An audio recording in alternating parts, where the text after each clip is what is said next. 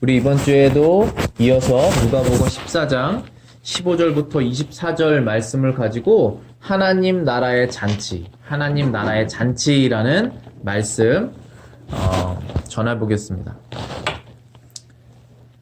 우리 이달 초에 부활절 예배 드렸었잖아요. 그때 저희가 미국 교회랑 같이 연합해서 같이 드렸었는데 그 예배 후에 제가 피셔 목사님, 미국 교회 목사님에게 잠깐 인사하려고 그 집에 들렸습니다. 가까운 데 사시는데 잠깐 인사만 드리고 이제 집에 가려고 했는데 계속 점심을 먹고 가라고 강하게 권유를 하셔서 저희가 어쩔 수 없이 집 안으로 들어가게 되었습니다. 근데 들어가 봤더니 음식이 너무 많이 차려져 있는 거예요. 아무리 생각해도 부활절 만찬이라고 해도 두 분이서 피셔 목사님하고 바니 사모님하고 드시기에는 너무나 많은 음식이 차려져 있어서 이거는 뭔가 좀 이상하다.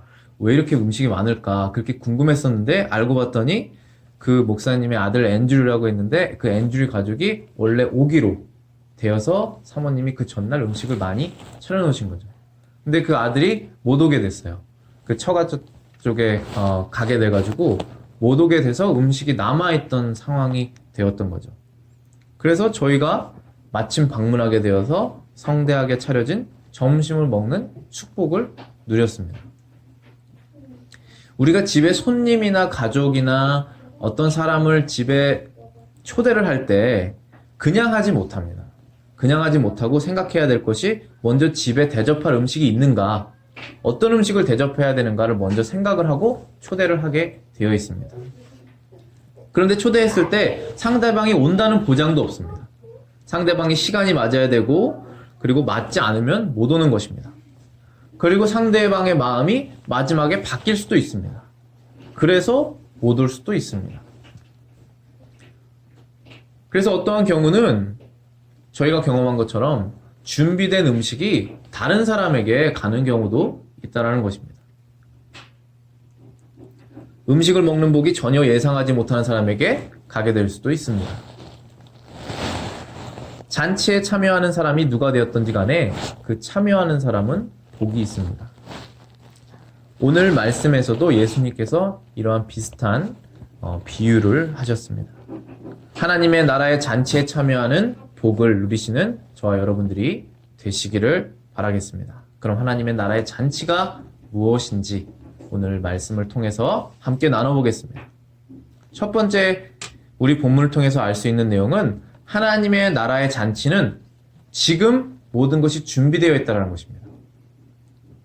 지난주 우리 말씀 기억하시면은 예수님께서 한 바리새인의 집에 초대를 당하셔서 가신 것입니다. 그래서 음식을 드시는 중에 바리새인들에게 예수님께서 말씀을 전해주셨습니다. 그 말씀 제가 세 가지로 요약을 했었는데 첫 번째는 다른 사람을 정죄하는 죄를 지지 말라. 그리고 교만하게 상석에 앉지 말라. 그리고 마지막에는 계산적으로 대접받을 사람에게만 대접받을 사람들만 부르지 말고 계산적으로 하지 말라. 이 말씀을 하셨습니다. 특별히 그 마지막 주제는 이 세상에서 상급받을 것을 계산해서 대접받을 사람을 부르지 말고 오히려 절대로 은혜 갚지 못할 만한 사람들을 불러라. 그래야 하나님께서 상을 주신다. 직접 하나님께로부터 상 받는다. 그런 내용을 마지막에 말씀하셨습니다.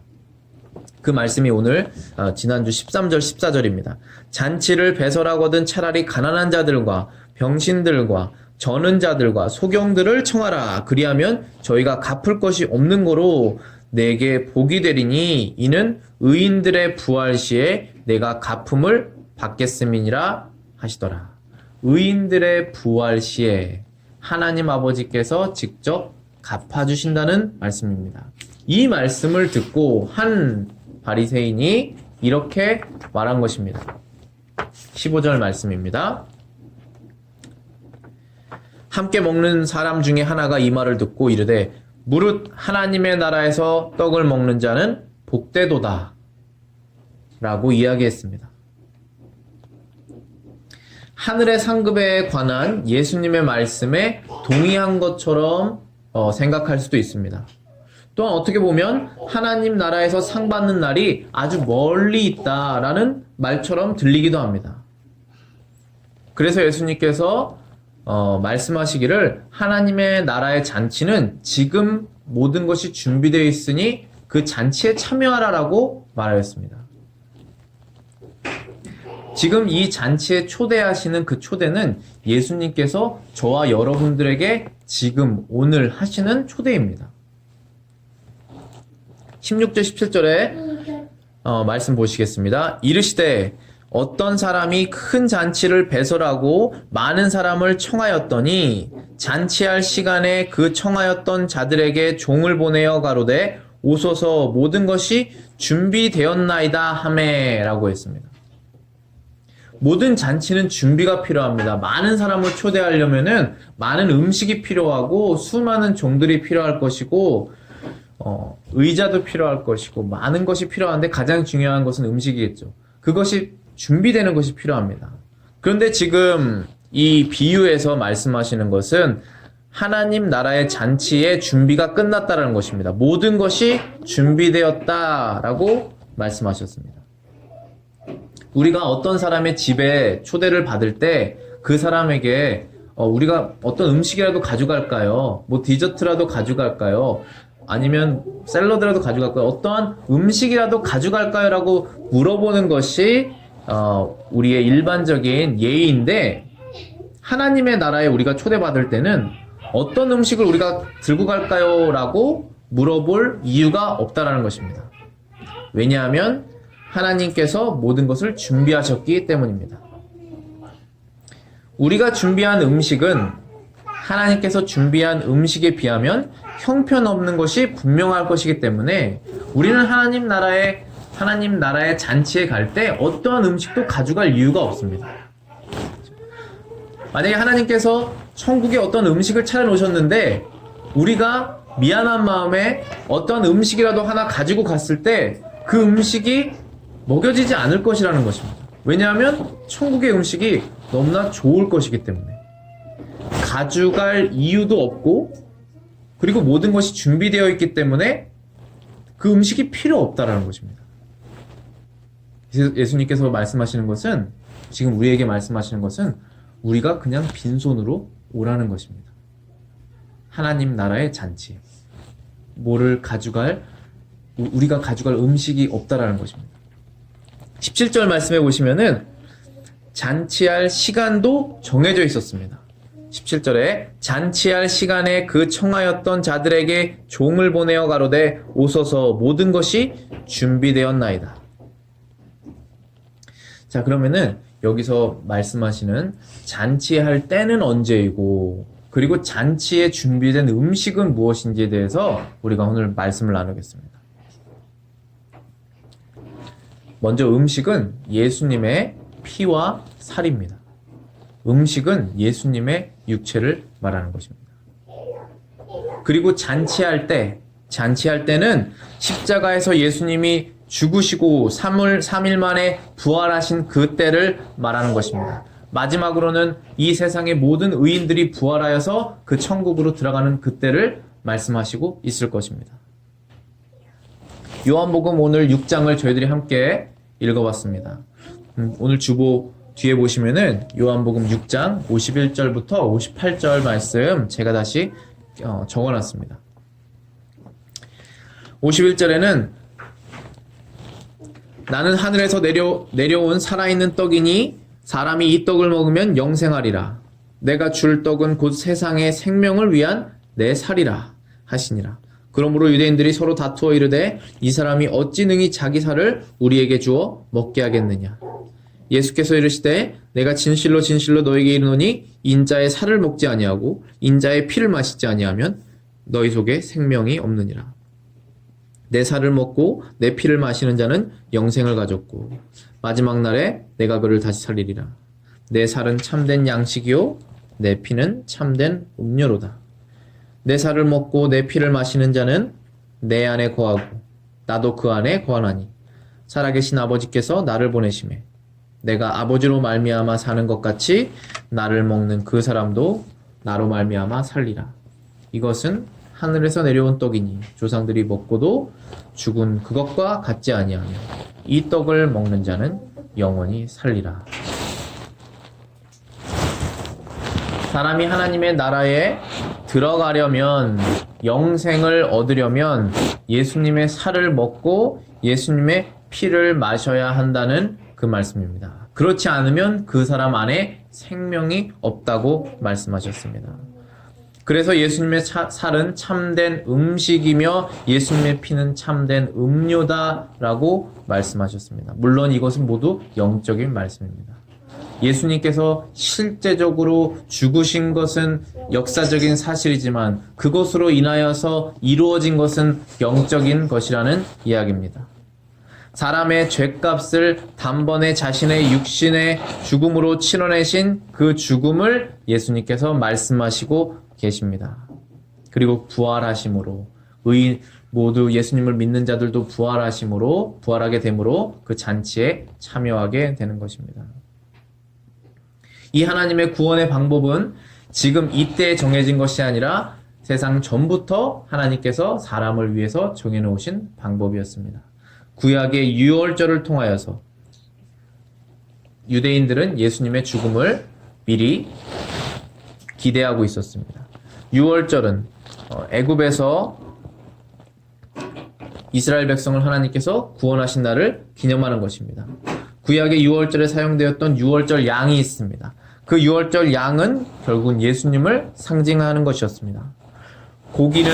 유월절 양의 고기는 집 안 사람들이 잡아먹고 유월절에서 죽인 그 양의 피로 문설주에 발라서 하나님의 저주가 그 집을 넘어가게 하였습니다. 이 모든 것이 예수님께서 죄인을 위하여 대신 죽으신 십자가 대속 사건을 다 예견하는 그러한 것이었습니다. 구약의 제사 제도를 통하여 유대인들은 하나님께 죄를 용서받았습니다.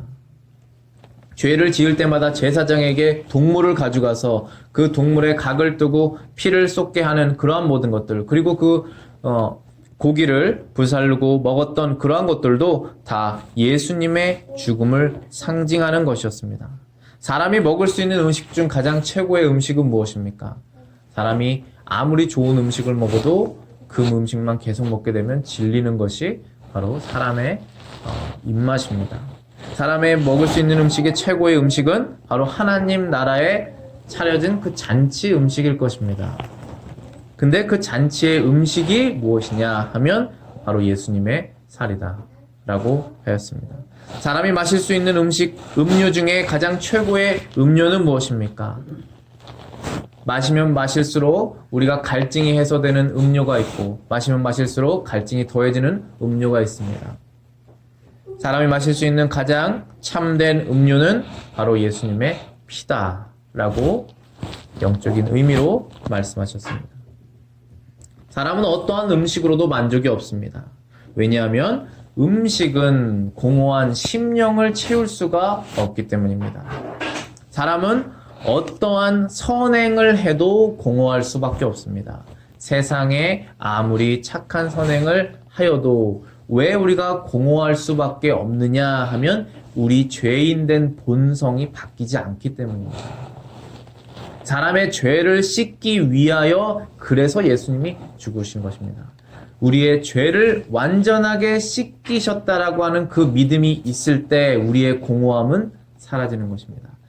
우리의 영이 채워집니다. 그것을 위하여 하나님의 아들 예수님이 이 땅에 오신 것입니다. 그래서 예수님이 죽으시기 전날 유월절을, 마지막 유월절을 제자들과 함께 나누셨습니다. 그때 누가복음 22장 19절부터 20절에 이렇게 기록되어 있습니다. 주보 뒤쪽에 제가 기록해놨습니다. 또 떡을 가져 감사 기도하시고 떼어 그들에게 주시며 이르시되 이것은 너희를 위하여 주는 내 몸이라. 너희가 이를 행하여 나를 기념하라 하시고 저녁 먹은 후에 잔도 그와 같이 하여 이르시되 이 잔은 내 피로 세우는 새 언약이니 곧 너희를 위하여 붓는 것이라. 인자는 이미 작정된 대로 가거니와 그를 파는 그 사람에게는 화가 있으리로다 하시니. 누가복음 22장 19절부터 20절 말씀을 보면은 예수님께서 죽으신 그 죽음, 그 살과 피로 인하여서 우리가 하나님과의 새로운 언약을 맺었다는 것을 알 수 있습니다. 예수님을 우리를 위해서 그 생명을 주셨습니다. 우리의 죄를 씻기 위해서 그 피를 흘리셨습니다. 그리고 이 때는 사람의 구원의 때는 세상 처음부터 하나님 아버지께서 정하셨다라고 말씀하신 것입니다. 22절 말씀처럼 인자는 이미 작정된 대로 가거니와 그를 파는 사람에게는 화가 있으리로다. 유대인들이 예수님을 죽이기 위해서 작전을 짜고 그렇게 죽이게 되었지만 그것은 모두 하나님 아버지의 뜻대로 작정된 것이다 라고 말씀하신 것입니다. 세상은 예수님의 뜻대로, 하나님의 뜻대로 흘러가고 있습니다. 누구든지 자신의 죄로 인하여서 실망하고 무거운 짐을 진 사람들은 예수님께 나와서 구원을 얻을 수가 있습니다. 그래서 요한복음 6장 35절에도 예수께서 가라사대 내가 곧 생명의 떡이니 내게 오는 자는 결코 줄이지 아니할 터이요 나를 믿는 자는 영원히 목마르지 아니하리라 말씀하셨습니다. 이 말씀은 오늘 우리에게 하시는 예수님의 초대입니다. 하나님의 나라의 잔치는 모두 준비가 되어 있습니다.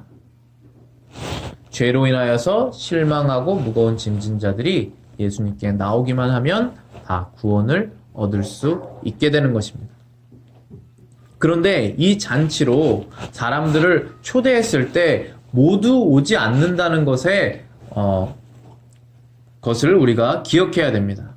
그래서 두 번째 주제는 하나님 나라의 잔치에 모두 참석하기 원하는 것은 아니다 라고 주제를 정해봤습니다. 오늘 17절 말씀에 보시면은 이렇게 기록되어 있습니다. 잔치할 시간에 그 청하였던 자들에게 종을 보내어 가로되 오소서 모든 것이 준비되었나이다 라고 말하였습니다. 지금 잔치를 준비한 그 주인이 있고 그 종이 있었습니다.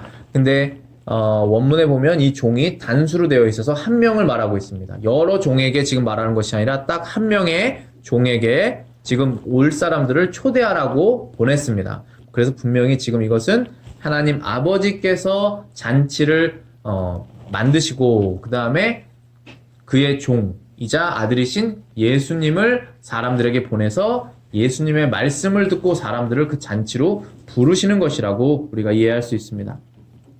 그리고 그 말씀을 우리에게 적용해보면 우리 믿는 자들은 예수님의 몸에 속한 몸된 지체로서 예수님의 말씀을 전하여서 잔치에 사람들을 초대하는 그러한 역할을 우리가 하고 있는 것입니다.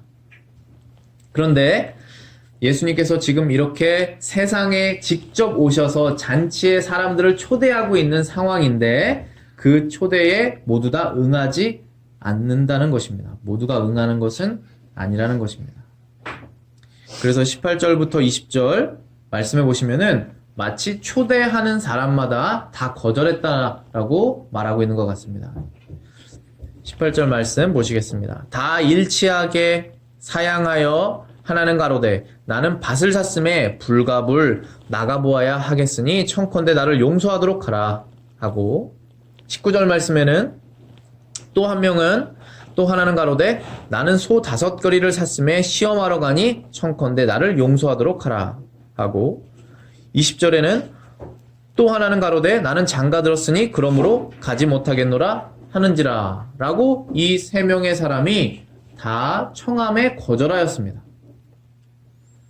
첫 번째 사람과 두 번째 사람 그리고 세 번째 사람 다 공통점은 세상 일을 더 중요하게 생각해서 이 잔치에 참여하지 않았다는 것입니다. 우리가 하는 것이 다 세상 일일 텐데 자기 일이 더 중요하게 생각해서 이 잔치를 중요하게 생각하지 않았다라고 볼 수 있습니다. 그러니까 우선순위를 정했을 때 이 잔치보다 더 중요한 것이 있다라고 생각하고 그렇게 결정한 것입니다. 그런데 지금 이 3가지 일들이 나쁜 일이 아닙니다. 죄라고 볼 수가 없습니다. 첫 번째 일은 무엇이냐면 밭을 샀음에 불갑을 나가봐야 된다.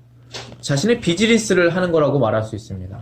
그리고 두 번째는 소 5결의를 샀음에 시험하러 나가야 된다라고 했습니다. 이것도 물론 우리가 열심히 일하는 것이라고 볼 수 있습니다.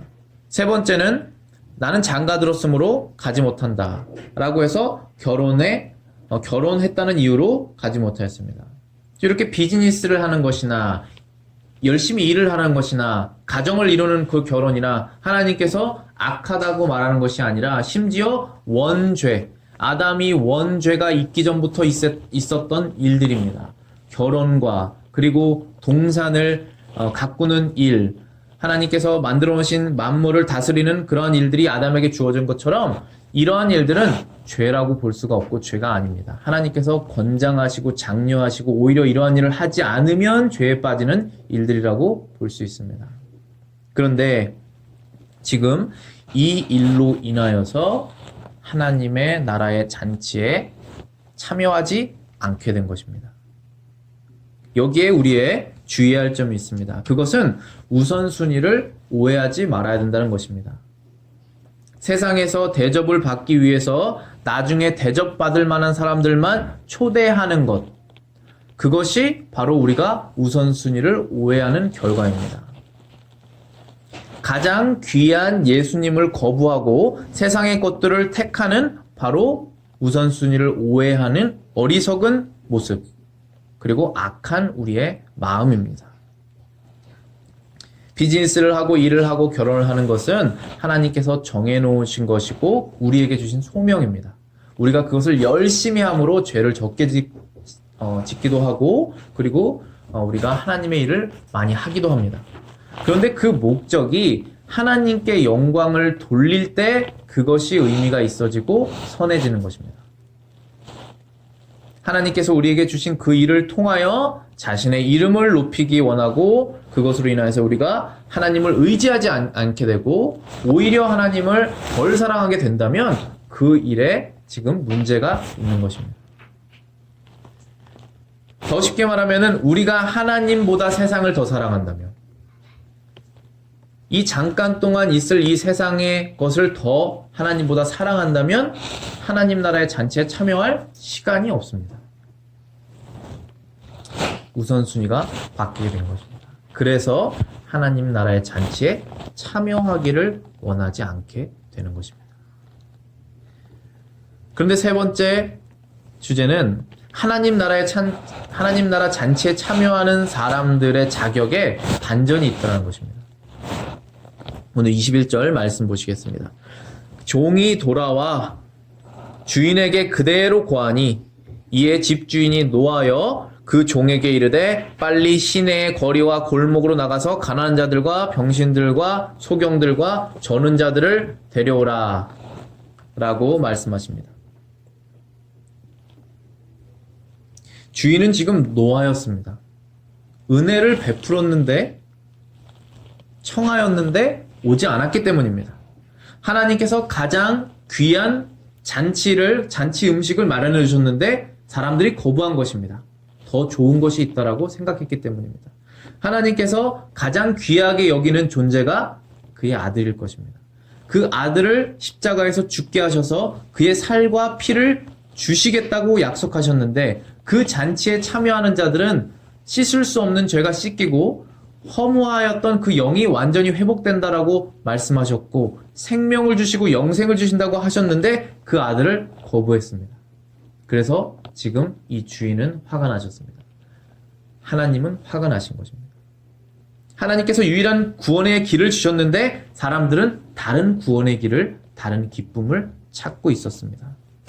그래서 잔치에 오게 되는 사람들의 자격에는 반전이 있게 됩니다. 그 반전으로 인하여서 우리도 초청받고 그 잔치에 참여하게 되었습니다. 21절 중간쯤에 보시면 빨리라고 있습니다. 빨리 시내의 거리와 골목으로 나가서 가난한 자들과 병신들과 소경들과 저는 자들을 데려와라 라고 말씀하셨습니다. 이제는 그 데려오는 사람들이 원래 청함을 받았던 사람들이 아니라 길가에 있는 사람들, 골목에 있는 사람들, 아무도 초대하지 않는 사람들, 더럽다고 생각하는 사람들, 천하다고 생각하는 사람들, 무식하다고 생각하는 사람들, 대접받을 수 없는 그러한 자격의 사람들을 불러 모으시는 것입니다. 그 불러 모으시는 장소는 하나님 나라의 잔치입니다. 아무나 들어갈 수 없는, 그리고 아무도 경험하지 못하는 그러한 귀한 장소와 음식을 이들이 얻게 된 것입니다. 22절 말씀에 종이 가로되 주인이여 명하신 대로 하였으되 오히려 자리가 있나이다. 준비된 음식이 너무 많습니다. 음식을 사람들이 다 먹을 수 없을 정도로 많고 그 자리가 너무나 많습니다. 그런데 사람들을 다 불러 모았는데도 자리가 남았다는 것입니다. 지금 우리에게 하시는 하나님의 초대입니다. 와서 앉아서 먹으라는 것입니다. 23절 말씀에 주인이 종에게 이르되 길과 산 울가로 나가서 사람들을 강권하여 데려다가 내 집을 채우라. 이제는 사람들을 더 많이 더 빨리 불러서 그 자리를 채우기를 하나님이 원하시는 것입니다. 마치 예수님이 마지막에 다시 오셔서 세상의 모든 죄가 없어지고 악이 없어지는 그때를 우리가 간절히 바라는 것처럼, 세상의 모든 죄가 없어지는 그때를 바라는 것처럼 하나님도 그때를 빨리 이루시기를 원하시는 것입니다. 그래서 말씀하시기를 강력하게 권하라고 말합니다. 길 가는 사람을 아무나 붙잡고 강하게 권하여서 데려오라고 하셨습니다. 자격이 없다라고 여기는 사람들, 부끄러워서 내가 거기 가야 될 수 있을지 모른다고 생각하는 사람들, 그런 사람들 강하게 얘기해서 오라고 지금 권하라는 것입니다.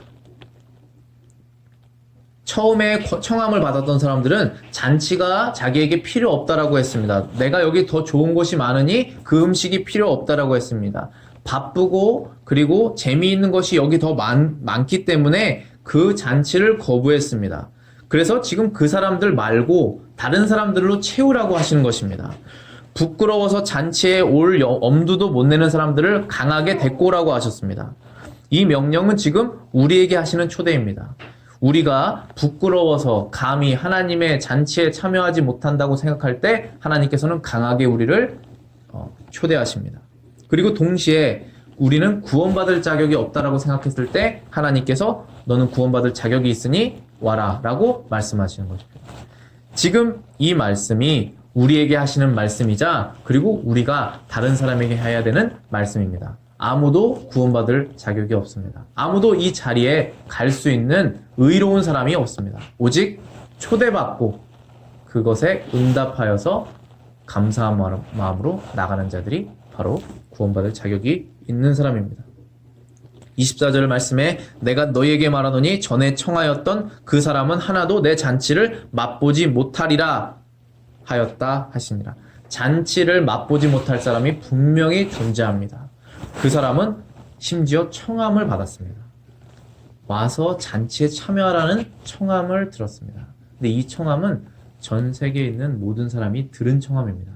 하나님의 존재를 부인하는 사람은 없기 때문입니다. 자신의 죄를 모르는 사람이 없기 때문입니다. 청함을 다 받았습니다. 그러나 청함을 받고 응답하지 않았을 뿐입니다. 한번 청함 받았던 유대인들과 바리새인들이 바로 그 예입니다. 그들은 오지 않았습니다. 그래서 이 잔치를 참여하지 못할 것입니다. 잔치를 맛보지 못할 것이다 라고 했습니다. 이 맛봄이라는 것은 예수님의 완전한 의로움을 맛보는 것입니다. 사람이 절대로 스스로 의로움을 맛볼 수 없는데 예수님의 그 완전한 의로움, 죄를 짓지 않으신 그 의로움을 우리가 믿음으로써 맛보게 되는 것입니다. 믿음으로써 성찬에 참여하면서 그 의로움을 맛보게 되는 것입니다. 그들은 예수님의 십자가 죽음과 부활의 의미를 믿지 않았습니다. 그분을 의지하지 않아서 이 잔치를 참여하지 못하게 되었습니다.